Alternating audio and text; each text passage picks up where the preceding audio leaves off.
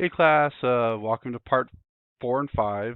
I know this is a seems like a lengthy worksheet, but it's actually comes together pretty good, and that's why I said in my introductory video, start looking at these things as you go. Now, one of the things I do want to point out at this point is not all worksheets are going to be this big and this much. That's why week one's important to kind of get down. Now, here in part 4, you're talking about subtopics. This is going to make more sense in week 3 when you start going over what a thesis is. Okay, so this part, if you don't get right, it's okay. If you don't understand it, it's okay. You'll understand it later. Matter of fact, part 4, I don't even care if you write anything in this because it can pitch. This is where you can get pigeonholed. All right, so if please write something, but if you happen to be like, you know what, I don't want to get myself pigeonholed, you can go to step 5. So what a subtopic is basically is you're thinking, what are 3 different things I want to talk about in this essay? Subtopics. My main topic is basketball, for example. The 3 things I want to do subtopic of basketball that I want to discuss to get my point across is maybe the first thing I want to talk about is offense. My second subtopic would be defense, and my third subtopic would be uh, team camaraderie or teamwork. Okay, those 3 things are going to help me uh, discuss the overall topic of basketball. Does that make sense? So if you're 3 ways of finding a good leader, characteristics of a good leader, you would come up with 3 different things that you think that would come up that would define a good leader. But remember, like I said, that's where you can get pigeonholed. Then you start going to the GCU library trying to find information off something that may not be there. That's why it's very important to find, just type in the main search engine words that you have and find 3 things that you see pop up. That's the easiest way to find information. All right. I don't want to discourage. I don't want to like promote not completing parts of the assignment, but this part can be really confusing, and it could actually get students to be pigeonholed. So try to complete it.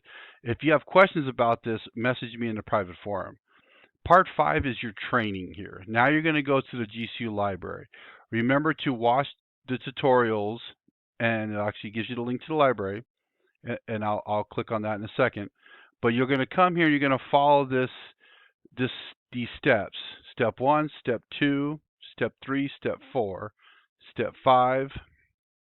Oops. And read each information as you go. This is your training. You're gonna go through to see what's in the GCU library, how to find an article, how to find the contents of the permalink, how to find the contents of the reference page, of the reference for the article.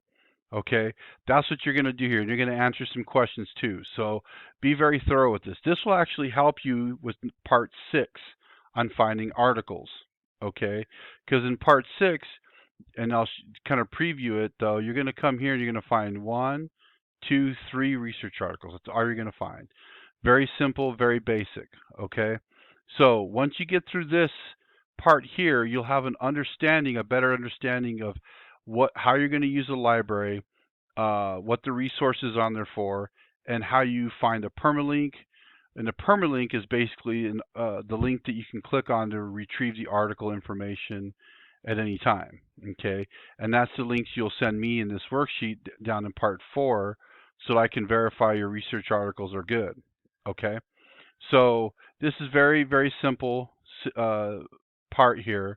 Again, I don't want to discourage not doing part 4, but I understand that part can be very confusing on many levels, because I don't want you to feel like you're going to be tied to those 3 subtopics.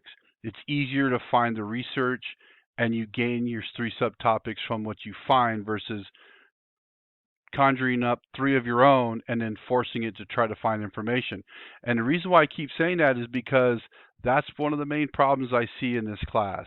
Students just trying to narrowly find something that they want to force, and they don't find it. So that's my fear. All right.